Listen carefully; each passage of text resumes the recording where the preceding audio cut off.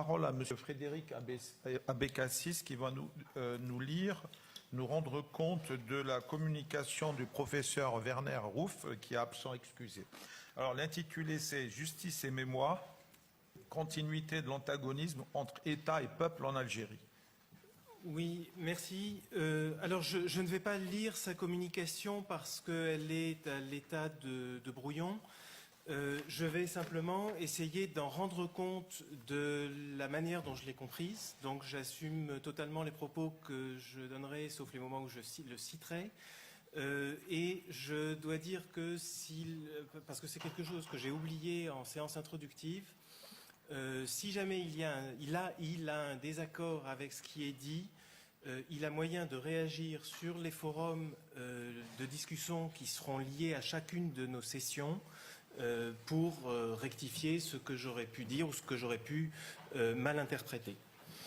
Donc, justice et mémoire, continuité de l'antagonisme entre État et peuple en Algérie. Lorsque nous avons essayé de construire cette session de la matinée, nous avons à la fois voulu renvoyer à ce qu'a été aux divers aspects du processus de colonisation, et donc on vient d'en avoir 3 exposés successifs qui l'ont bien montré, et en même temps avoir les 2 dernières interventions ont plutôt insisté sur les ruptures, la première avait plutôt insisté sur les continuités. Là, à une autre échelle, on est dans une réflexion sur la question de l'exportation de l'État-nation en Algérie, la fabrication de l'État-nation et de la relative continuité que l'on peut trouver dans le pouvoir des Bey, puis dans le pouvoir colonial, enfin dans le pouvoir actuel en Algérie. Donc une réflexion à très petite échelle qui embrasse ces 2 siècles de l'histoire algérienne. Et qui commence par ces propos: sans mémoire collective et commune, il ne peut y avoir de légitimité d'État, ce qui suppose, donc dans la construction d'un État comme ensemble des institutions détenant le monopole de la violence légitime, ce qui suppose, pour assurer la légitimité de cet État, un système démocratique ouvert et pluraliste. Donc, exportation problématique de l'État-nation parce que la communication de Werner Rouff insiste sur le fait que l'État dit moderne se basait essentiellement en Europe sur les principes de la paix de Westphalie, qui définissaient l'État selon 3 principes: un territoire, le peuple inclus dans ce territoire et le monopole du pouvoir du souverain. Cette forme d'État qui se construit comme État-nation au cours du XIXe siècle a été exportée et superposée au territoire et au peuple issus de la colonisation, que ce soit par l'état des faits ou par transfert idéologique, ou les 2 à la fois. Cette superposition, cette importation est problématique. Si on prend le cas des pays du Maghreb, elle peut coller avec la situation tunisienne. Il s'agit d'une véritable construction en Algérie et au Maroc, où les États, dans leur délimitation territoriale actuelle, sont le résultat du fait colonial. Alors, quel problème soulève cette importation de l'État-nation au Maghreb? Premier problème, une mémoire nationale partielle et imposée. Werner Rouff souligne le fait que dans l'Algérie indépendante, la prise réelle du pouvoir ne s'est pas faite par l'ensemble du mouvement national, mais par l'armée des frontières, et par la mise en place d'un système de parti unique, dominé de fait par l'ALN, l'Armée de libération nationale.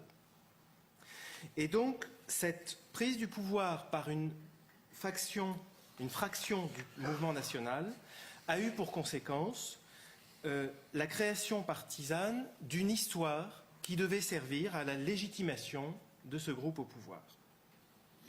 Et cette fabrication, cette construction d'une mémoire nationale partielle et imposée s'est faite au détriment de l'histoire complexe de l'Algérie, du multiculturalisme de l'Algérie, des séquelles des contradictions du colonialisme français qui vient d'être évoqué, et enfin d'une occultation des forces et courants différents qui formaient le FLN. Deuxième aspect de cette difficile importation, c'est la mise en place d'une rhétorique révolutionnaire ou islamique qui,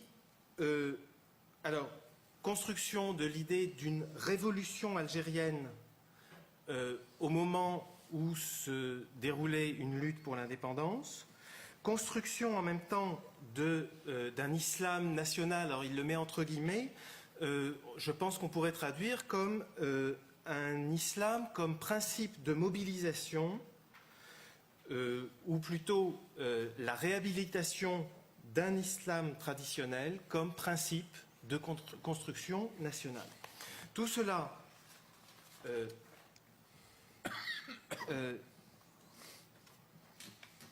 la rhétorique révolutionnaire, la légitimité révolutionnaire qui était censée en découler, fait que la lutte pour l'indépendance était appelée révolution, et là je le cite, alors qu'elle avait certes arraché l'indépendance du pays, mais qu'elle n'avait nullement révolutionné la société.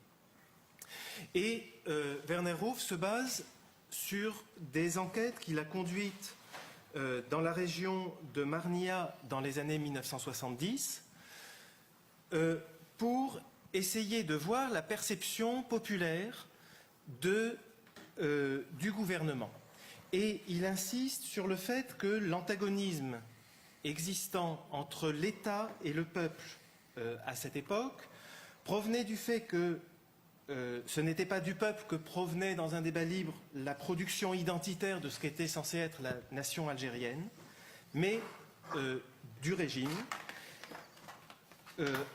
Alors, ces enquêtes ont montré que la perception du pouvoir exécutif chez les masses paysannes correspondait à une forme d'aliénation exprimée par le terme hokuma, qui désigne donc le pouvoir, le gouvernement, mais aussi le pouvoir de fait, utilisé donc dans les campagnes pour désigner le gouvernement, et ce terme étant à cette époque-là connoté très fortement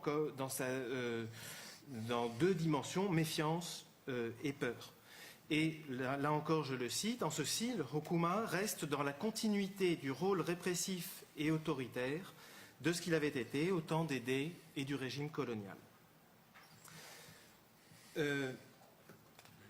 Cette continuité s'exprime aussi par la récupération d'un modèle jacobin, hérité bien sûr de la colonisation, qui excluait a priori ou ne tenait sans doute pas assez compte de la possibilité d'existence d'États multiethniques ou multilinguistiques, comme en Suisse, en Belgique ou en Espagne, sans parler du pluralisme politique. Dernier point, dernier indice de ce décalage dans la construction de l'État et dans son rapport à la nation, et dans le caractère, je dirais, inachevé de la construction nationale algérienne. Alors là, j'interprète un peu librement, mais il me semble que le propos de Werner Ruf rejoint assez fortement ce que Jacques Rancière présentait comme la construction de l'identité de combattants nationaux. Donc dans un ouvrage qui s'appelle Essai de poétique du savoir, les mots de l'histoire, essai de poétique du savoir. Une identité de combattant social, nous dit Jacques Rancière, n'existe pas en soi, elle n'est qu'un acte de parole, et un acte de parole construit par des références essentiellement négatives d'un groupe opprimé qui se fabrique cette identité. Je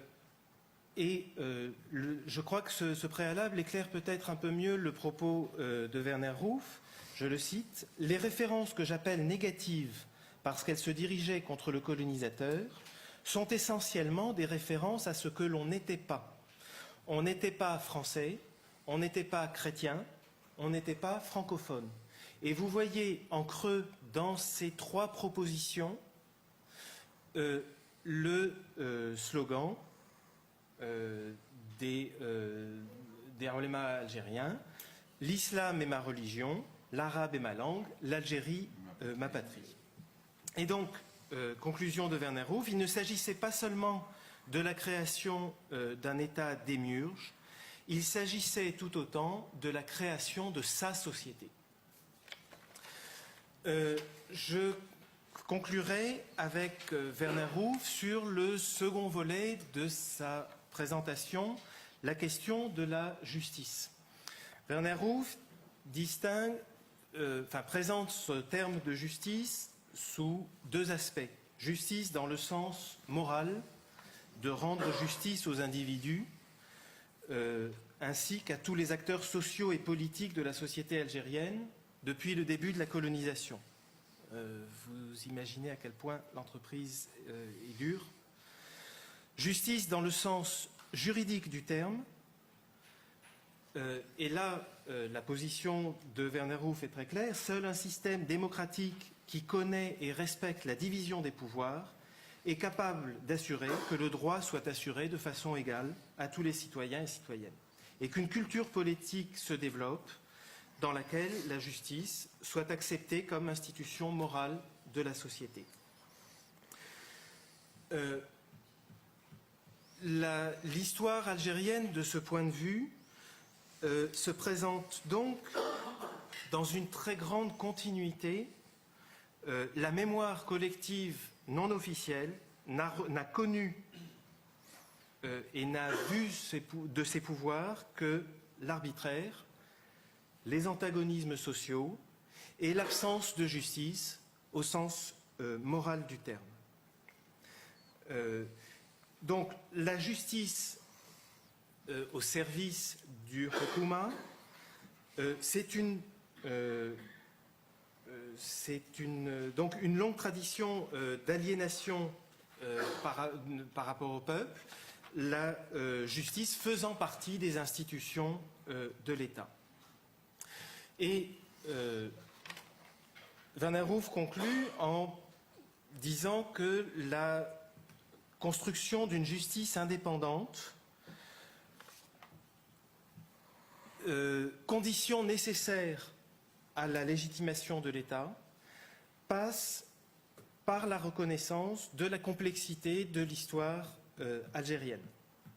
Je le cite, « Ce n'est que lorsque l'histoire complexe de l'Algérie sera établie sur le marché du débat public qu'une justice indépendante pourra être instaurée et jouer son rôle capital de contribuer par la condamnation des crimes du passé et de leurs auteurs à l'assainissement de la mémoire collective de la société entière. » Et il évoque à la fin de son intervention l'exemple des commissions de vérité sud-africaines qui pourraient être bienvenues en Algérie. Je vous remercie.